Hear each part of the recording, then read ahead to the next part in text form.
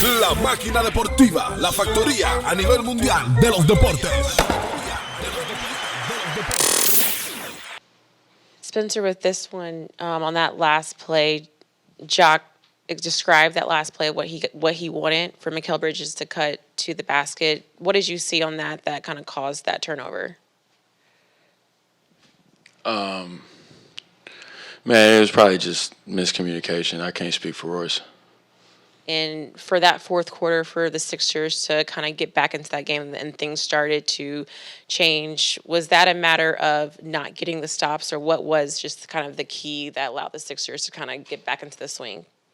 Yeah, no, I mean, we had turnovers. Obviously they converted shots. And Embiid, obviously, even though he's not putting up necessarily Embiid-style numbers, he's still a problem just because we have to double and then, rotations, and then, those guys knocking down some shots.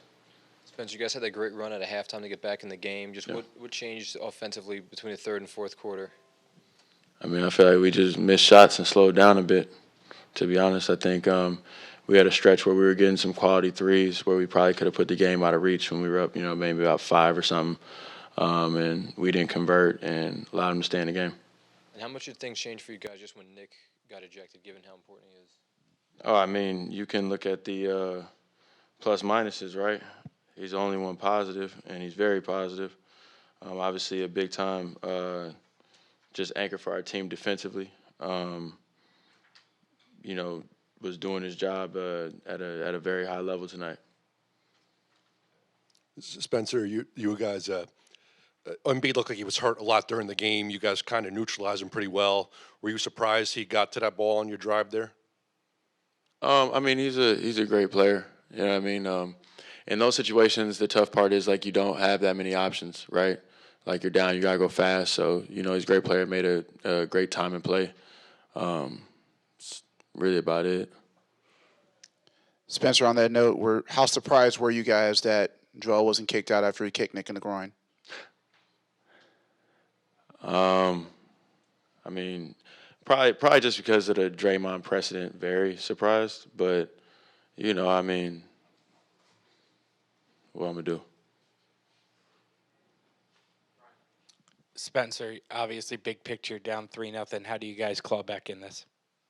I mean, you preach a one game at a time mentality. Obviously, people have come back from 3-1 before, and that's kind of what they say. So you preach a one game mentality and take step by step. Joel picked up that fifth with 4 or 5 minutes left. Was there any discussion about going at him, trying to foul him out after that? Yes, definitely. Obviously, it's something that we weren't able to do. Like I said, I feel like we got, for the most part, pretty solid looks, especially a couple of threes that we got off that, we probably would want back. Yeah. Jacques said he wanted you guys to initiate the fight tonight. You obviously came out firing early in the first quarter. Was that a message you guys took to heart, trying to just bring the pressure early, where there was just not being down 2-0, but just bringing that pressure like Jacques wanted to hit first? Yeah, I mean, he preaches that all the time, coming out trying to be aggressive on all fronts, especially defense, knowing that we're trapping, being aggressive, especially when he's not in the scoring area, so trying to get steals and things like that, and, not trying to foul when he is in the scoring area. So all those messages, he just wanted a heightened sense of urgency, of course, being down 2-0. And, I mean, I feel like, to start, we kind of did that.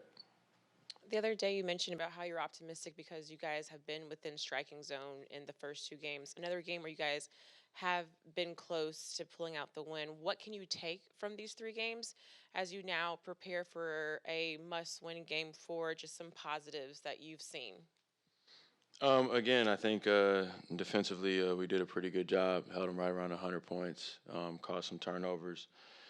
Obviously, again, limited Embiid. I think we had a fairly high effort level. Just not quite enough plays. Spencer is one of the leaders in the locker room. Do you feel like there's a need to make sure that the guys aren't getting too frustrated by the way things played out with the refs and some of the mistakes tonight, or is this a group that doesn't need that reminder going to Game 4? No, I mean, I think we understand the gravity of the situation. So I don't think we're using necessarily the refs as any more fuel or something of that nature. I mean, we have a tall task in front of us, and we have a next game mentality.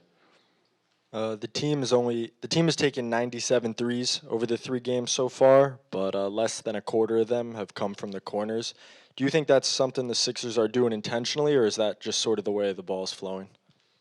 Probably a little bit of both. I think they're definitely trying to do a good job taking away one of the most high-valued shots in basketball.